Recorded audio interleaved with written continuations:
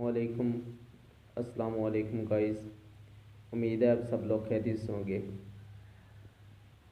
आज की जो हमारी वीडियो है वो इस बीमारी के बारे में है जिसका खौफ पूरे पाकिस्तान बल्कि आधी दुनिया में फैला हुआ है और इससे बहुत सारे जानवरों की जानें भी जा चुकी हैं। तो ये बीमारी है क्या, कहाँ से फैली, क्या वजूहात हैं और क्या इसकी ट्रीटमेंट है, इसके बारे में मैं आपको इस वीडियो में मुकम्मल बताऊंगा। तो आप लोगों से गुजारिश है कि आपने मेरी इस वीडियो को मुकम्मल देखना है। बेसिकली ये बीमारी है क्या? ये एक वायरल बीमारी है और इसका नाम लैम्पी स्किन, यानी इस बीमारी की अलामात की बुनियाद पर इसका नाम रखा गया है। लैम्प नोज़, कील और फोड़े से बन जाना, स्किन पर, जल्द पर इसके फोड़े बन जाते हैं। तो इसकी बुनियाद पर यानी लैम्प स्किन, लैम्पी स्किन, इसकी बुनियाद पर इस बीमारी का नाम रखा गया है। इसके वायरस का नाम नेथलिंग वायरस, और ये कौन सी फैमिली के साथ ताल्लुक़ रखता है? ये जिस फैमिली के साथ ताल्लुक़ रखता है उसका नाम है पॉक्स वेरिडी। ये फैलता किस चीज़ के साथ है? ये इसके फैलने की वजूहात में सबसे बड़ी वजह ये जो मच्छर हैं, कीड़े हैं, कीचड़ हैं, ये हैं।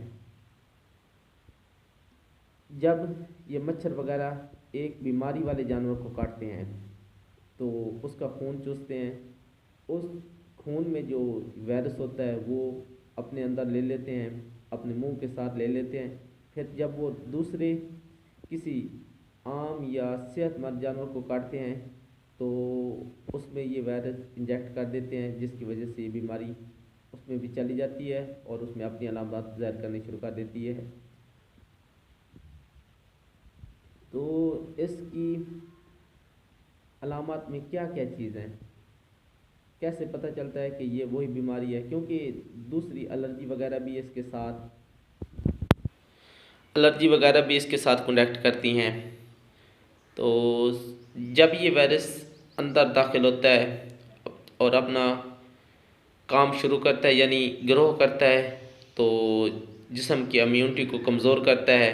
तो उसमें इसकी अलामात में सबसे पहले छोटे छोटे से दाने बन जाना, और जब वो दाने थोड़े थोड़े से बड़े होने लगते हैं तो वो फोड़े की शक्ल इख्तियार कर लेते हैं, और फोड़े फिर उसमें पस पड़ जाती है। तो वो पस जब बाहर निकलती है यानी फोड़े फटते हैं तो उससे ज़ख़म होते हैं। इस वायरस का असली काम फोड़े बनाना है। जब ये फोड़े बन जाते हैं उसके बाद दूसरी बीमारियां जो उन फोड़ों की वजह से या बहर के जो जरासीम है वो अटैक करते हैं, उसकी वजह से जल्द में इन्फेक्शन पैदा होता है, गोश्त में इन्फेक्शन पैदा होता है। इसका काम तो फोड़े बनाना था, उसने तो फोड़े बना दिए, अब ये चला गया, अब दूसरी बीमारियों ने अटैक कर लिया, उसकी वजह से ज़्यादातर इन्फेक्शन पैदा हो जाता है, जिसकी वजह से जल्द ख़राब हो जाती है और अंदर का गोश्त गल जाता है और जानवर अपनी जान से हाथ धो बैठता है। इसका प्रोसीजर तकरीबन 10 से 14 दिन का होता है। उसके अंदर ये फोड़े थोड़े थोड़े से निकलते रहते हैं और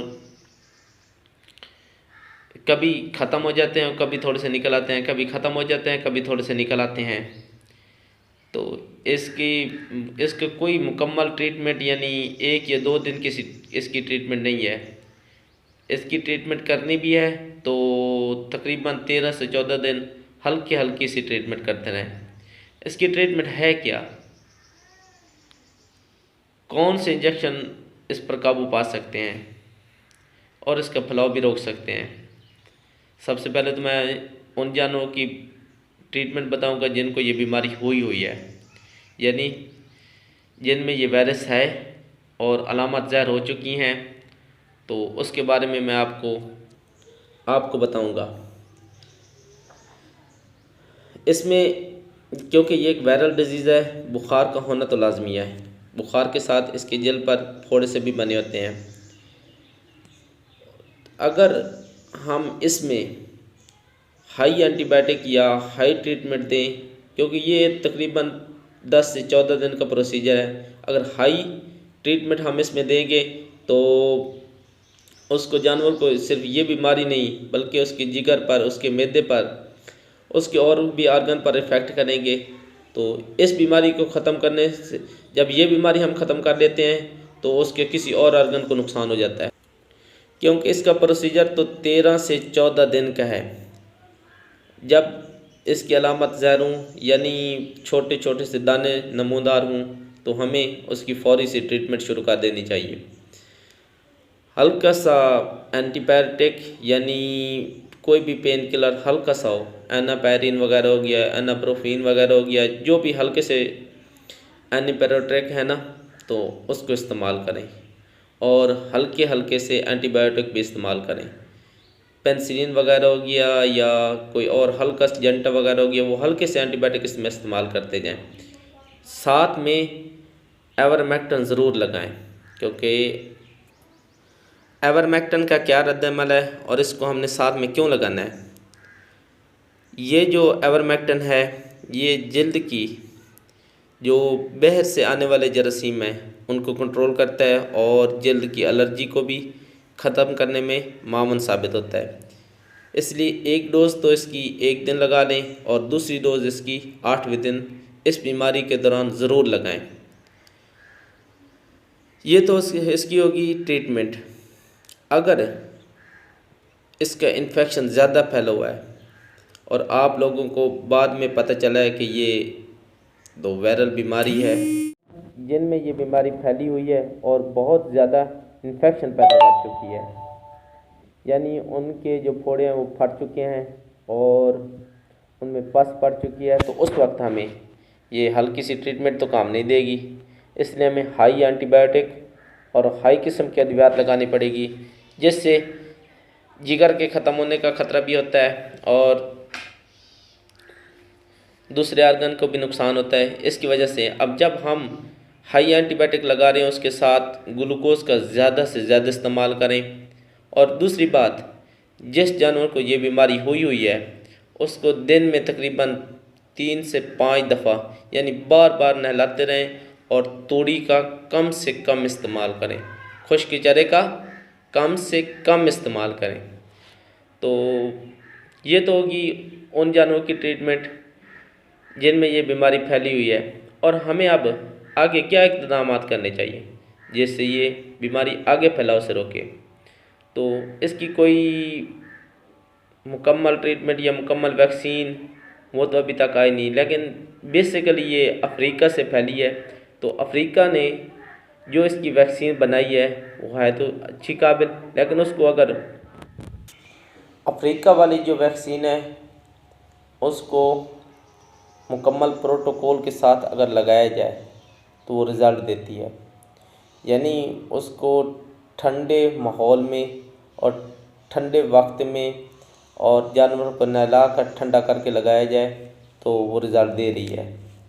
मैं आखिर में आप लोगों को उस वैक्सीन की शक्ल भी दिखाऊंगा ताकि दूसरी चीज़ों के साथ, यानी कोई और वैक्सीन अगर आपको कोई दे तो वो आप इस्तेमाल ना करें। और दूसरी इसकी जो फैलने की वजह हैं, जो फैलने के असबाब हैं, यानी चीचड़ हैं, मक्खियाँ हैं और कीड़े वगैरह हैं, उनको रोकने के लिए एवरमेक्टिन जो बेस्ट चीज़ है वो एवरमेक्टिन है। आपने एक तो एवरमेक्टिन लगाना है और दूसरी तरफ ये वैक्सीन लगा दें। इंशाअल्लाह इंशाअल्लाह इंशाअल्लाह ये बीमारी कंट्रोल में रहेगी, आगे नहीं फैलेगी। तो मेरे भाइयों, बेहतर यही है कि आप अपने इक़्तिदाम कर लें, क्योंकि जब कोई भी मुसीबत आपके सर पर आए तो उससे बेहतर है आप उसका, जब आपकी आंखों के सामने है तो ये काम फैल रहा है तो आप पहले इसका इक़्तिदाम करें ताकि आप लोग इस मुसीबत से बच कर रहें। इस बीमारी की वजह से बहुत सारा दुनिया को बहुत सारा नुकसान हो रहा है। अगर आप लोगों को मेरी ये वीडियो पसंद आई हो तो आप इस वीडियो को लाइक कर दें और मेरे चैनल को सब्सक्राइब कर दें। आप लोगों को शुक्रिया और तावन का शुक्रिया।